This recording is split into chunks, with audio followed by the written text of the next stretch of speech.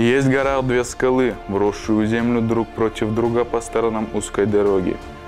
Они похожи на громадные ворота, и их сначала так и называли – Большие ворота. Они и теперь стоят там, как стояли 1000 лет назад. Как и тогда, проползают между ними тяжелые арбы, идут пешеходы, проезжают на лошадях и мулах молодые джигиты и седобородые старики. Там все по-прежнему, так же тихо шумит река, так же молчаливо стынут суровые горы, и так же тихо плывут вверху облака. Но тем двум скалам имя теперь не Большие ворота, а ворота славы. Только путники, теперь проходящие или проезжающие между ними, обрывают свой смех или песню и вспоминают человека, ставшего песней.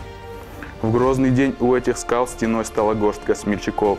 Вал за валом бросались на нее и разбивались вражьи силы, как волна разбивается о гранитные берега. Весь день и всю ночь бесновался свинец, а утром все уже было кончено. Перед воротами лежали враги. Белый снег саваном опускался на них.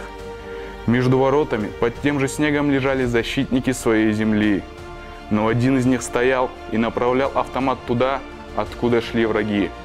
Бушевала вьюга, зверем ревела в ущелье, заметало снегом все, что было под небом. Холодный мрак окутывал землю. А солдат, широко расставив ноги и подперев плечом скалу, держал наготове свой автомат. Уходя на битву, он поклялся друзьям-товарищам, что будет защищать мать-отчизну до самой смерти.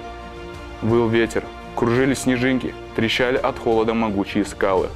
Стоял скованным морозом солдат, продолжая беречь свою землю и после смерти. Проходят под воротами славы горцы и, как клятву, тихо произносят громкое имя.